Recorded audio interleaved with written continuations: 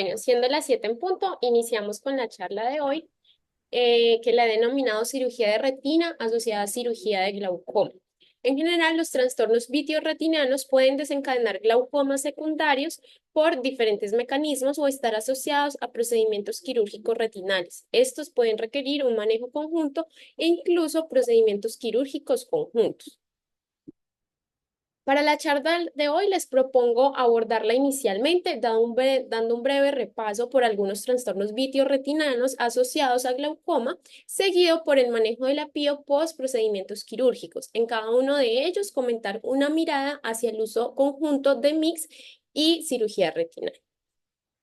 Entonces, entre muchos trastornos vitreoretinianos asociados a glaucoma, me gustaría que nos enfocáramos en dos especialmente, asociados a hemorragia intraocular y asociados a desprendimiento de retina.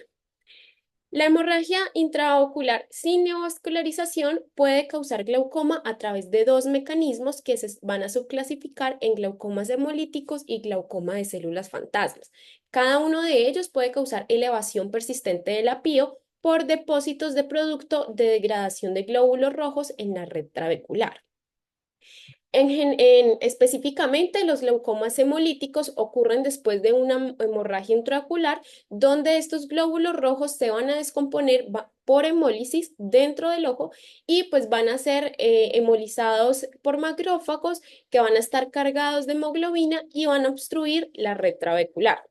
Este bloqueo, por lo tanto, va a conducir a un aumento de la presión intraocular. Las características clínicas, vamos a tener una cámara anterior que puede contener pigmento marrón rojizo, que es característico, y fragmentos de glóbulos rojos que van a flotar libremente.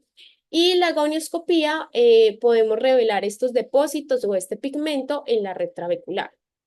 Aquí tenemos el ángulo de la cámara anterior en un corte en lo que vemos los macrófagos con estos restos eritrocitarios y pues este material que es intracitoplasmático, que es como este color óxido o este color marrón, que se va a marcar con la hemosiderina, que vemos ahí está subrayada con las flechas.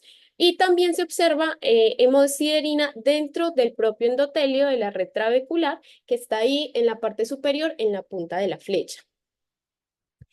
Por otro lado, el glaucoma de células fantasmas generalmente sigue una hemorragia vítrea. Con el tiempo, los glóbulos rojos del vítreo se van a degenerar en estas células fantasmas, es decir, estos glóbulos rojos han perdido su hemoglobina, lo que los hace menos flexibles y se van a obstruir en la red trabecular.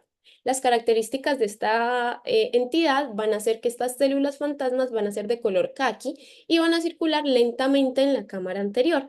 Pueden confundirse con glóbulos blancos, pero se distinguen por su apariencia que es distintiva al examen microscópico. Las células tienden a acumularse en el ángulo inferior del ojo, formando una capa muy característica. Aquí vemos una imagen de histopatología de las células fantasmas con sus característicos cuerpos de Heinz, es decir, grupos de hemoglobina que está desnaturalizado. Ahora el versus, porque los vemos muy similares.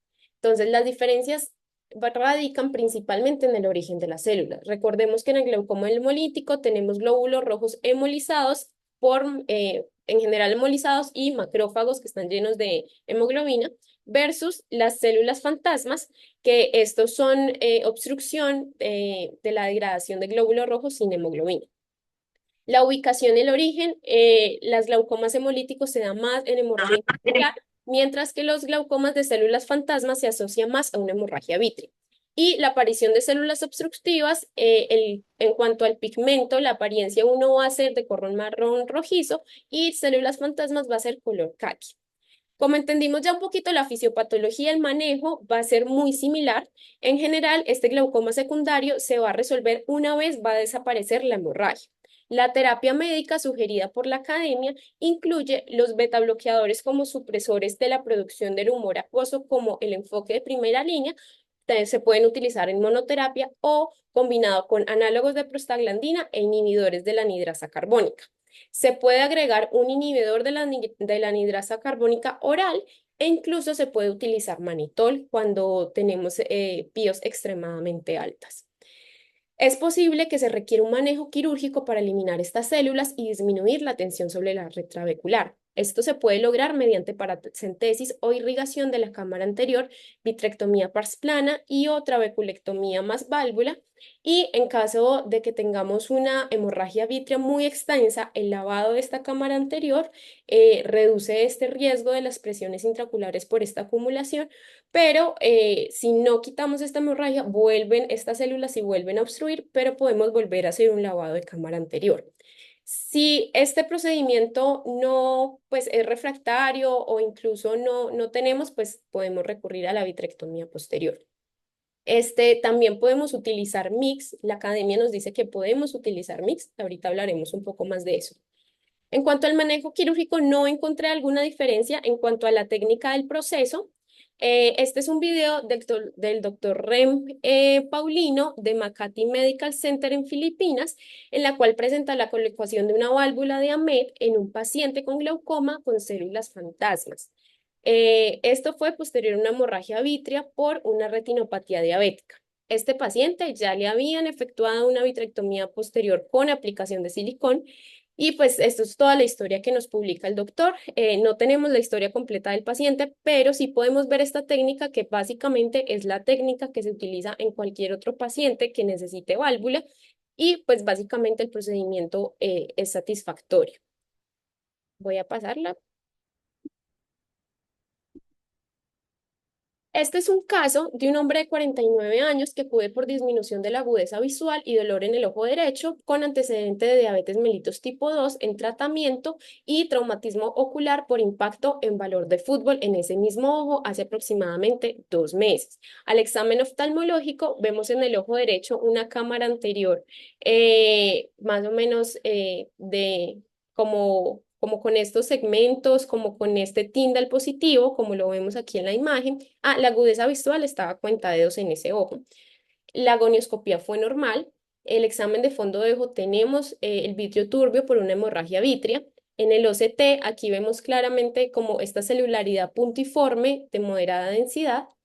En la eco evidenciamos un aumento difuso de la ecogenicidad compatible con la hemorragia vítrea. La retina está aplicada en los cuatro cuadrantes y se realiza una paracentesis para obtener la muestra del humor acuoso y se realiza una tinción con hematoxilina y eosina que se evidencia la presencia de eritrocitos esféricos con tasa de hemoglobina generalizada. Entonces, esto nos da para un diagnóstico de glaucoma de células fantasmas, como lo hablamos en la teoría. Tenemos un manejo con timolol, dorzolamina, brimonidina, pero este no fue suficiente. Se agrega acetalsolamida y tampoco fue suficiente. Entonces se reevalúa posteriormente y se evidencia que la PIO continúa muy elevada para los valores que se requieren.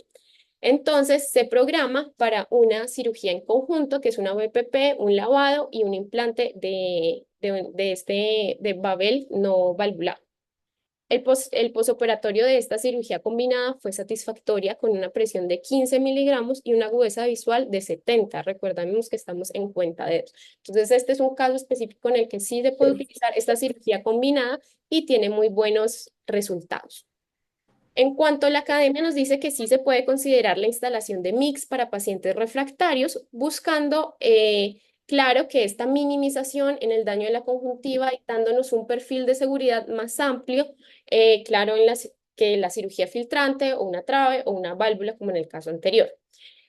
Un pequeño disclaimer, en esta patología específicamente no encontré un reporte exacto que nos diga la efectividad o un tipo específico de pero para trabajo.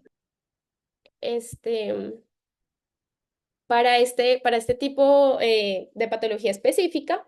Pero entonces aquí lo que yo hice fue como, basándome en la fisiopatología que ya vimos, explicar por qué yo pensaría que sí se podrían utilizar y cuáles serían pues los obstáculos a la hora de utilizarlos. Obviamente esto está abierto a discusión. SLT, me parece porque aquí buscamos estimular ese drenaje obstruido y pues el SLT puede cumplir esta función, aparte de que es un drenaje que está parcialmente ocluido porque tenemos estas células y no en parte del trabéculo, no en todo el trabéculo. Entonces, recordemos que puede estar sobre todo en los cuadrantes inferiores. Entonces, siento que sí nos puede llegar a funcionar. pero me parece aquí un detalle que puede ser un poco complicado la visualización de este trabéculo porque tenemos residuos, como en el caso de la hemolítica, que pues que tenemos este color rojizo que pensaría yo que nos puede dificultar un poco la visualización exacta del trabéculo donde tenemos que aplicar el láser.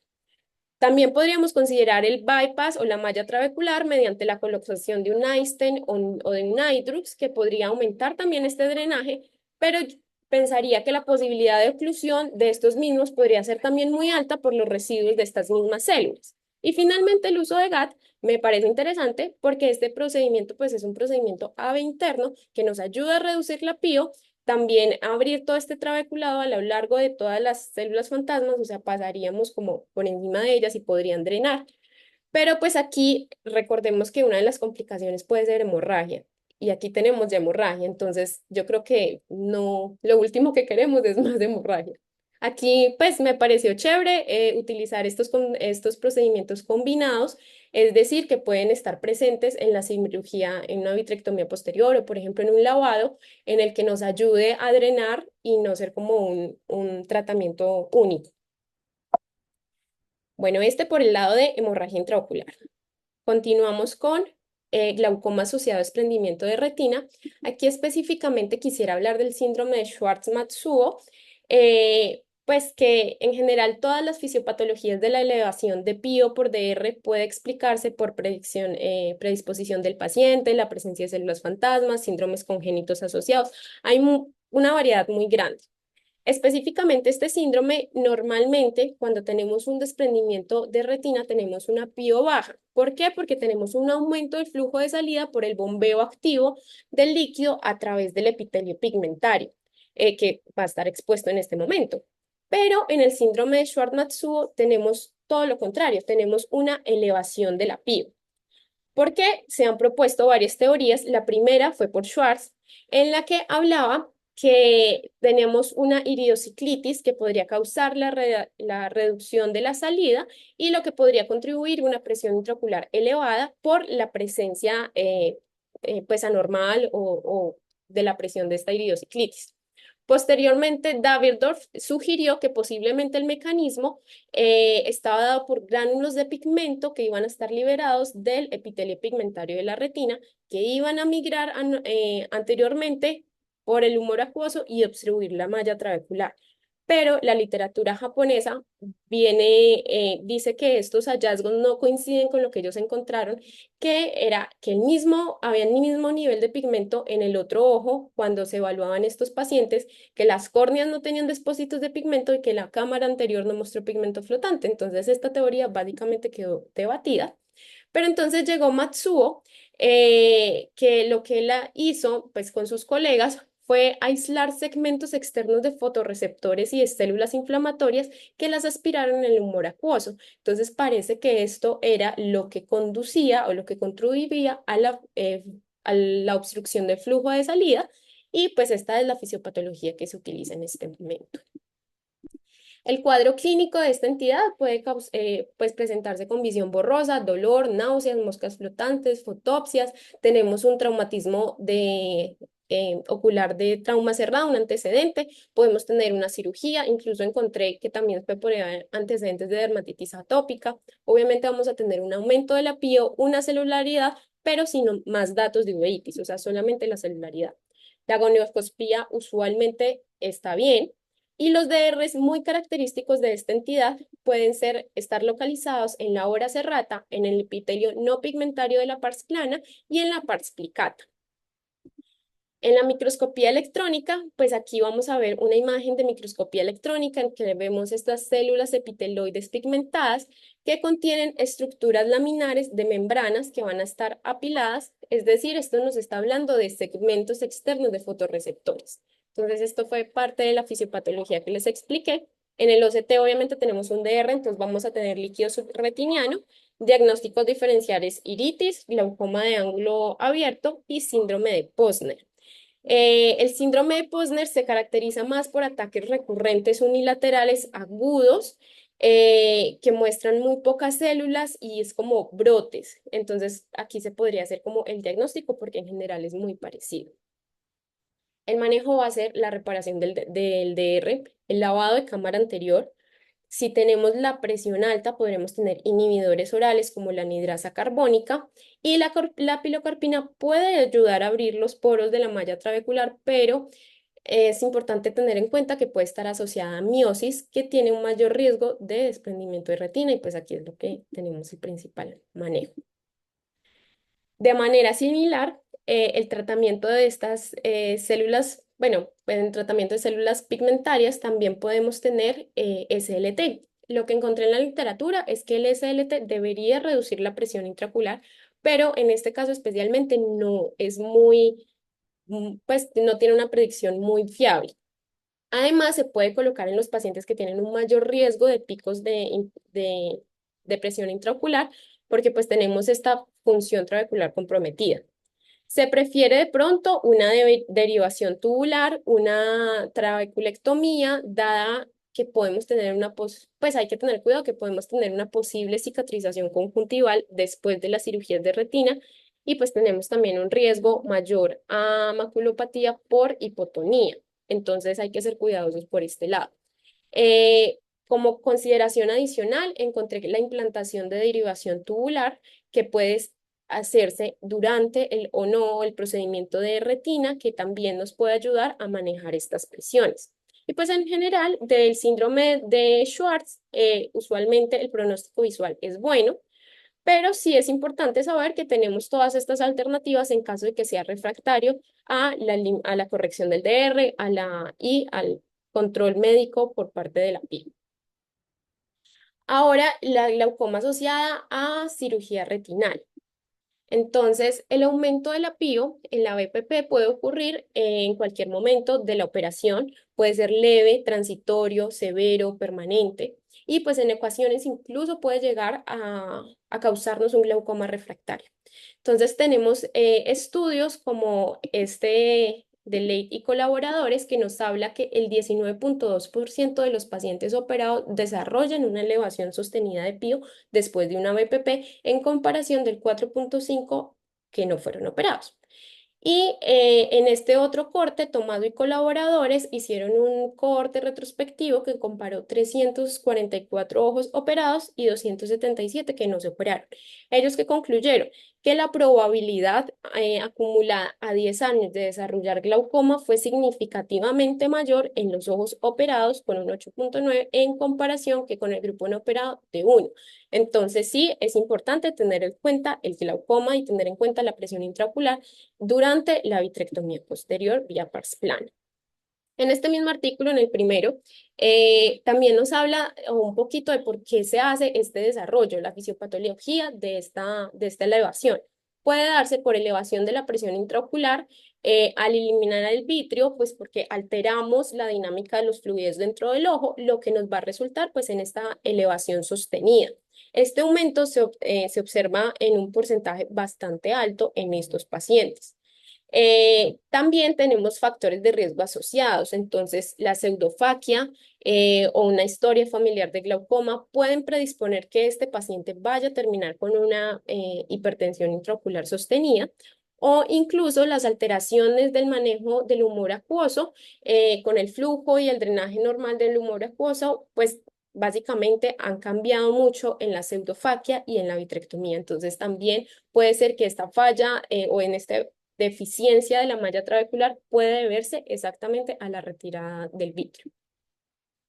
En este otro artículo, Tomaso nos habla un poquito más de la fisiopatología enfocada hacia el desarrollo en términos de alteración del oxígeno. Entonces nos habla de la alteración de la tensión de oxígeno, pues que usualmente el vitrio normal es un captador de oxígeno y reduce la cantidad de oxígeno disponible en la cámara anterior y cerca del trabéculo. Cuando se realiza esta vitrectomía, se elimina toda esta capacidad de controlar el oxígeno, lo que aumenta la tensión de oxígeno en la cámara anterior, en la cámara vítrea y en la cámara anterior, y esto puede ser un incremento de la producción de especies reactivas de oxígeno que pueden dañar las células del trabéculo y dan como resultado una disfunción del drenaje.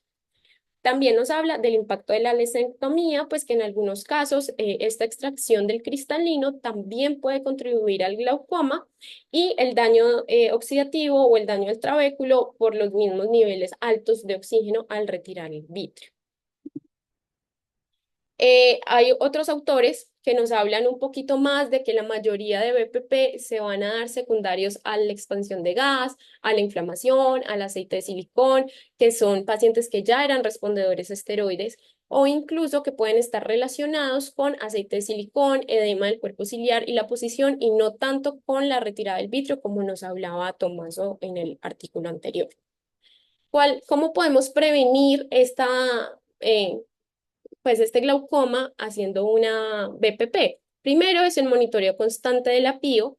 Es fundamental antes y después de la BPP. El uso de antioxidantes, encontré en el artículo que, por ejemplo, el ascorbato lo menciona Tomaso como un antioxidante dentro de las cámaras vítreas que puede actuar como un agente captador de oxígeno que protege todas estas estructuras oculares, pero exactamente no nos dice cómo podemos prevenirlo, o sea, cómo podemos darlo, qué dosis o cómo se utilizaría el ascorbato para prevenirlo, pero sí lo menciona como parte del laboratorio, parte del estudio, que es importante.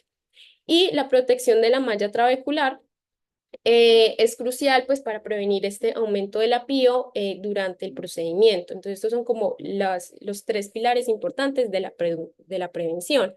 Pero si ya tenemos un aumento, ¿cómo lo manejamos? Primero, con una terapia médica, con inhibidores de la anhidrasa carbónica, agonistas alfa-adrenérgicos, análogos de prostaglandinas y evaluándolo constantemente la estructura y la función, campo y OCT, y pues con intervenciones quirúrgicas adicionales. Pero estas intervenciones, ¿qué dice la literatura? En cuanto al manejo quirúrgico con cirugía filtrante, dice la literatura que tenemos resultados positivos, porque nos habla que específicamente la trabeculectomía ha demostrado ser eficaz para controlar la presión intraocular en pacientes con glaucoma de ángulo abierto secundario a una vitrectomía pars plana. Los estudios han informado que estas reducciones significativas fueron crucial para el control o el evitar la progresión del glaucoma, pero también tuvimos complicaciones importantes que son bastante notables, como ya conocemos la hipotonía y las infecciones de la ampolla.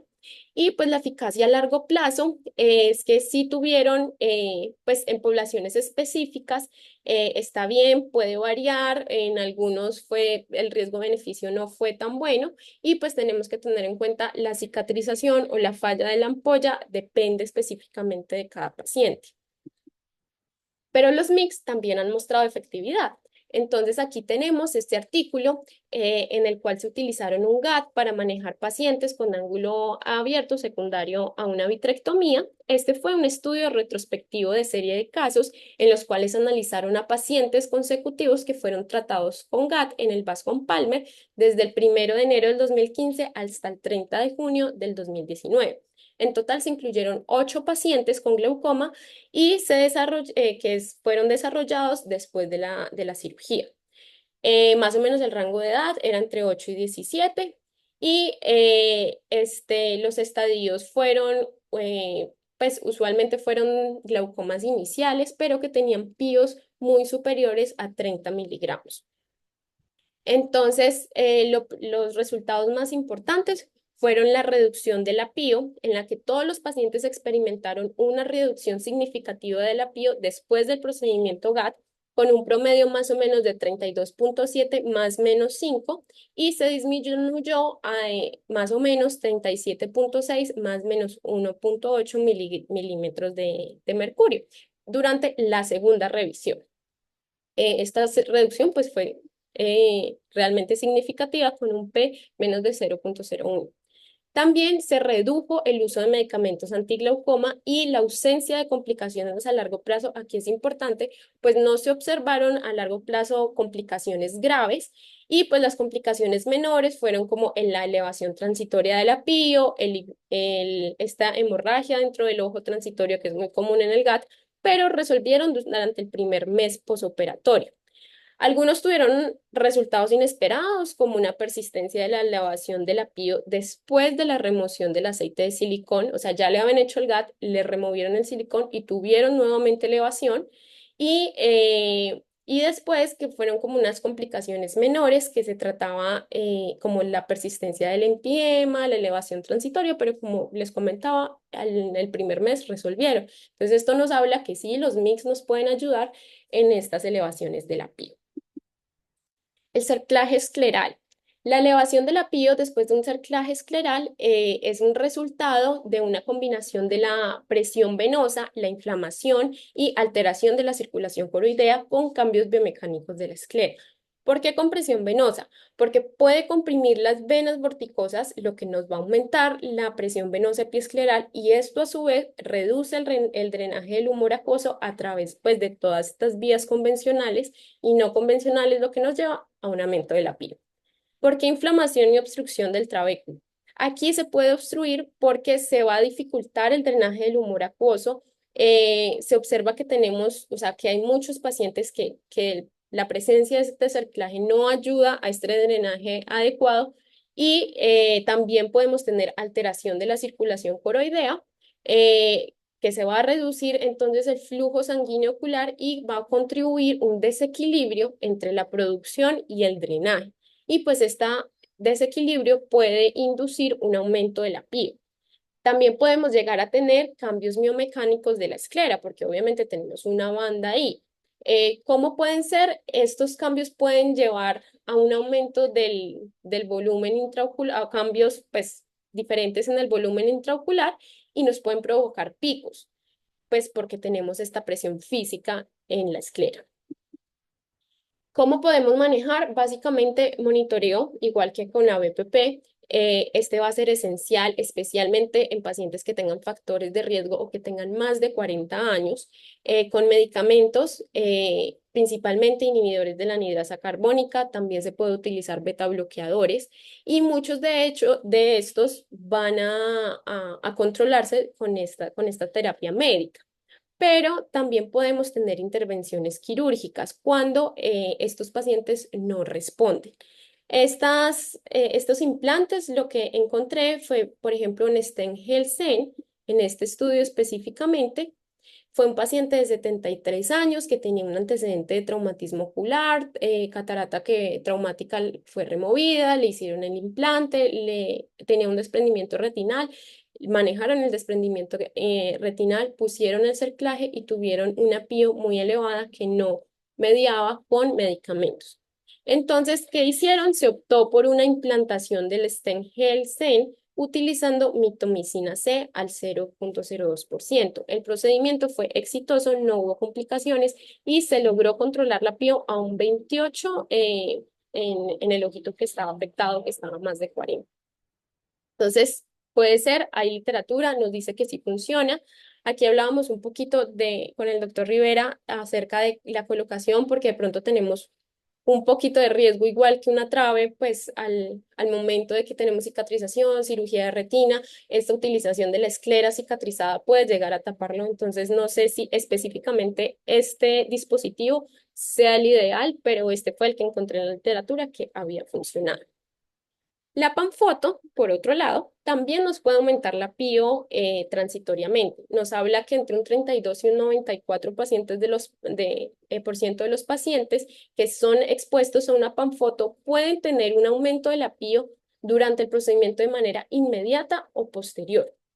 Entonces nos habla que tenemos diferentes también mecanismos fisiopatológicos. Uno puede ser la liberación de mediadores inflamatorios.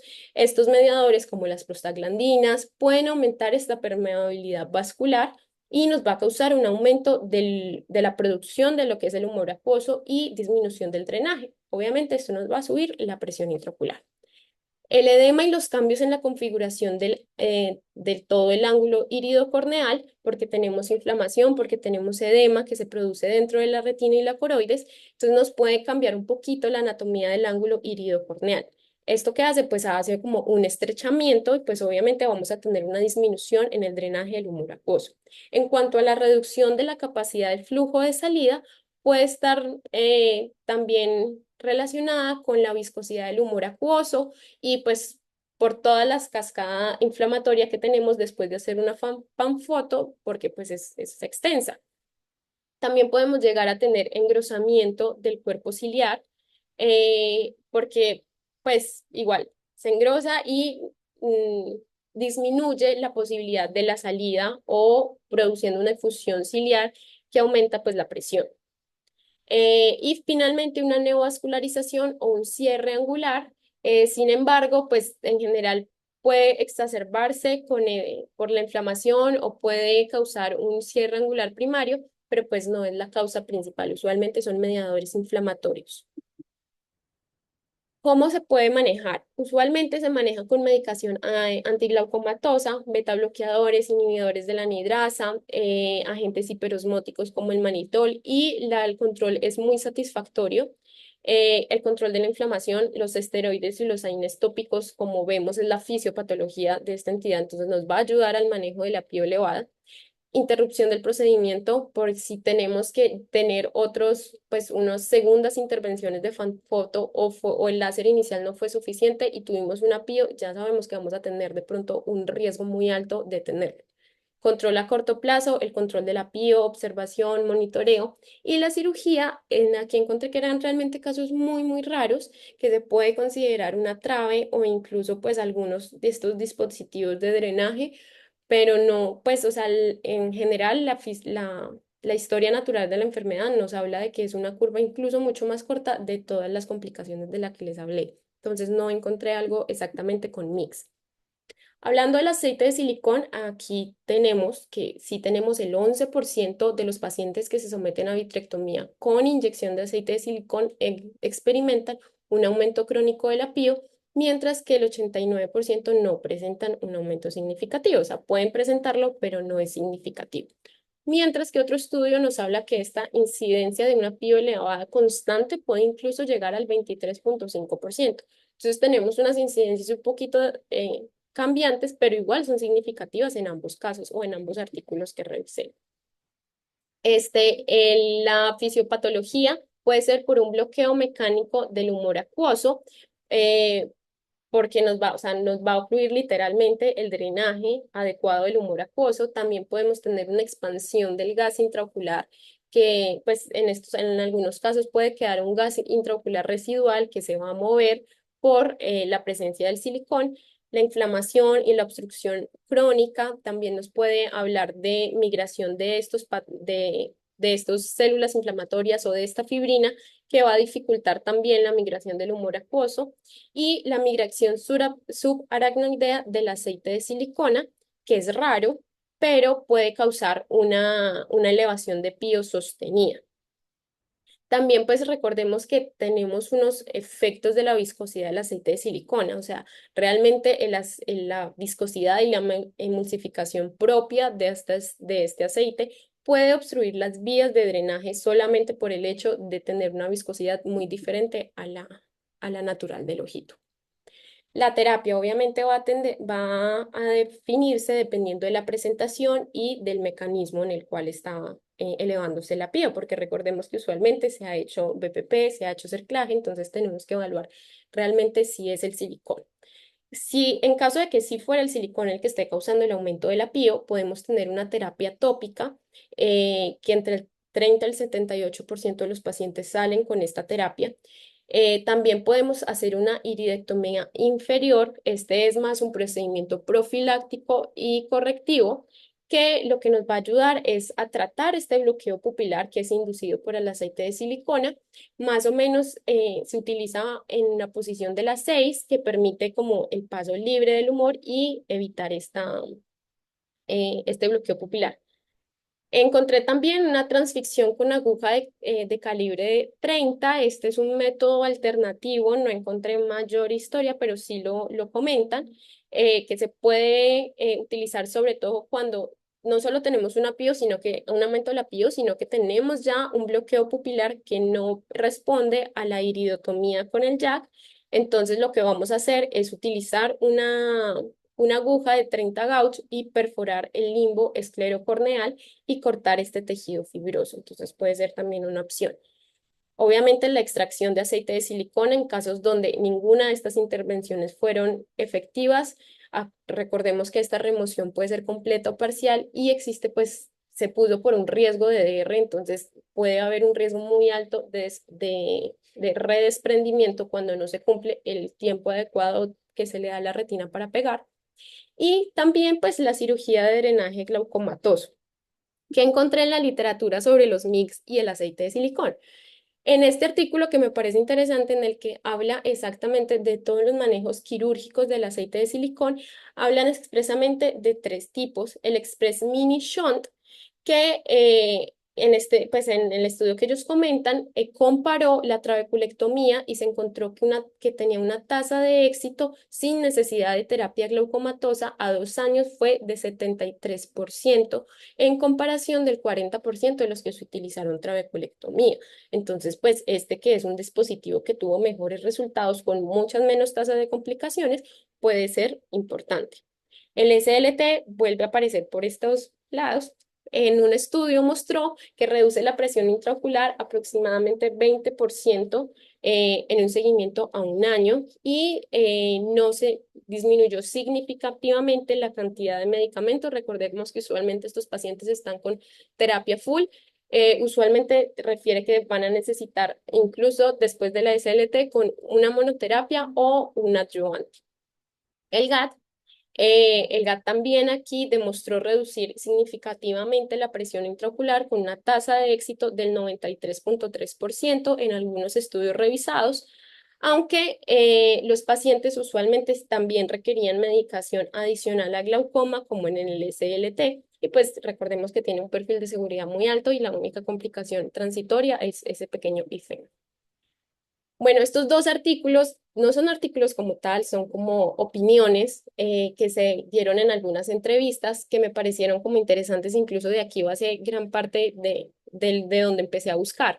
En la primera nos habla de cómo combinar efectivamente o consejos de combinar técnicas quirúrgicas mix de manera efectiva. En conclusión, ellos nos hablan que combinar técnicas puede ayudar a optimizar la reducción de la PIO y entonces no tenerlas como manejo único, sino como combinado. La personalización es importante, saber en qué etapa del glaucoma está y pues las necesidades específicas del paciente. En este caso, recordemos que ya está combinado con una cirugía de retina y la cicatrización es importante. Manejo de las expectativas, pues usualmente estos son transitorios, los aumentos de la PIO se pueden controlar con manejo, pues no es necesario este tipo de manejos, pero son resultados positivos. Entonces al paciente se le puede dar una expectativa y nosotros como médicos podemos tener una expectativa alta. Este otro como artículo también fue una entrevista en el que estimula a los especialistas de retina al uso de MIGS, sobre todo el Einstein y el Hengel Stent, en los que nos dice que sí son seguros, se puede combinar durante la cirugía, aparte de que pues podemos disminuir este riesgo de elevación de PIO y de afectación nerviosa. Les traía este pues video, no sabía si ponerlo o no, es un poquito largo en el que también nos habla de la combinación de una vitrectomía y una cirugía de glaucoma. Este lo hacen en el mismo procedimiento, entonces quería como recordarles que sí se puede utilizar en el mismo procedimiento, que sí son seguros y que sí ha mostrado efectividad el uso de MIGS y en el control de la PIO, incluso transquirúrgicamente. Y gracias.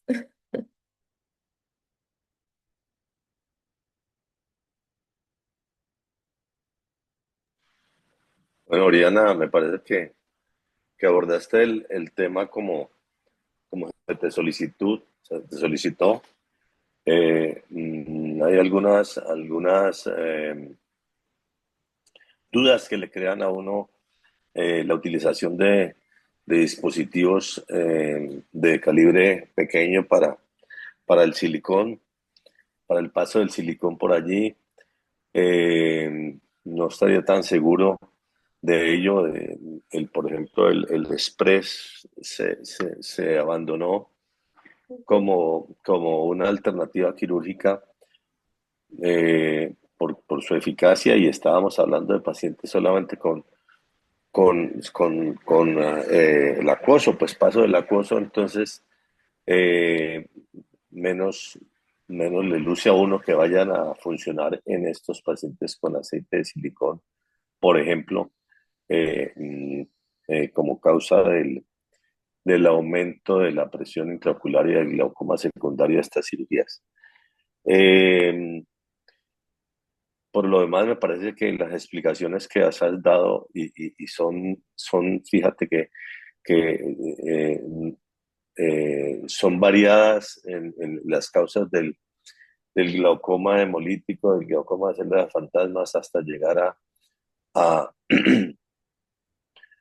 a dilucidar un poquitico la fisiopatología que realmente suponían a uno que era solamente obstrucción del trabéculo por macrófagos o por células, por los eritrocitos, pero también pueden haber intervenido en si hay un desprendimiento de retina, lo que acabas de hablar del depósito de segmentos de los fotorreceptores obstruyendo el trabéculo.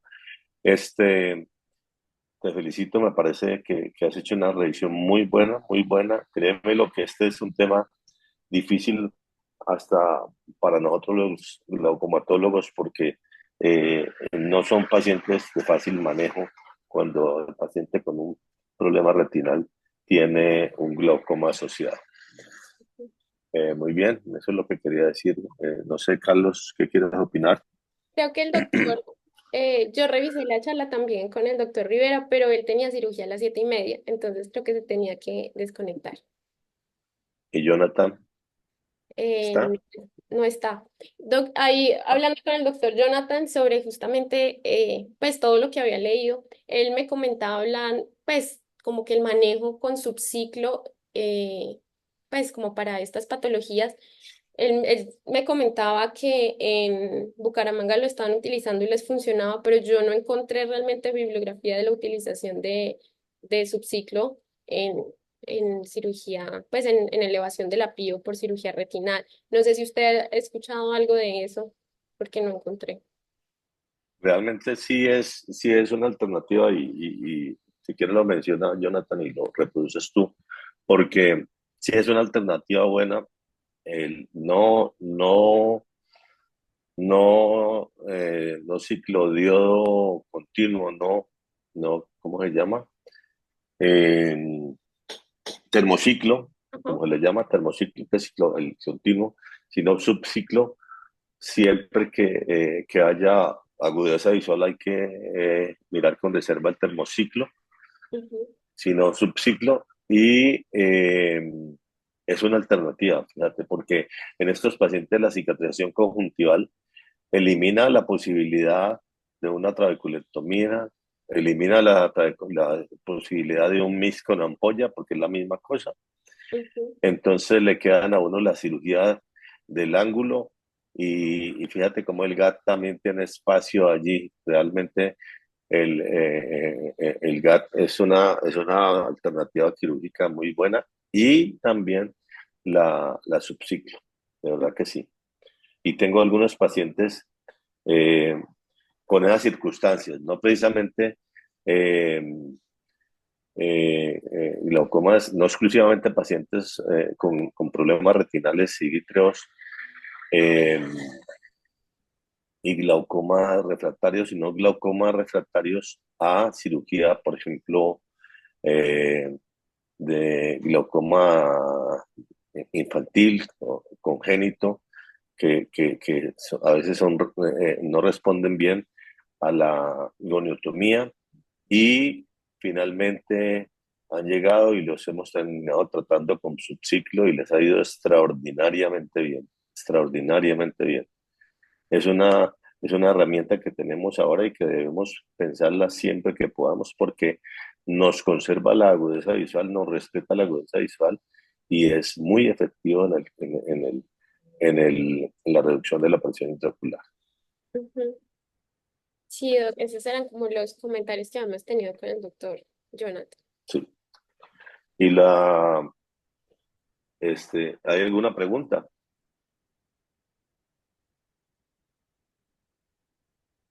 ¿No hay preguntas? Bueno, Iriana, muchas gracias. Gracias, Esta, doctor. sí, esta charlita la grabaste, ¿cierto? Está grabada, ¿cierto? Sí, señor. Yo la quiero, ¿eh? Ah, Me bueno. encantó. Bueno, Gracias, hasta doctor. luego. Hasta Hasta luego. luego. Buen día para todos. Buenos días. Gracias.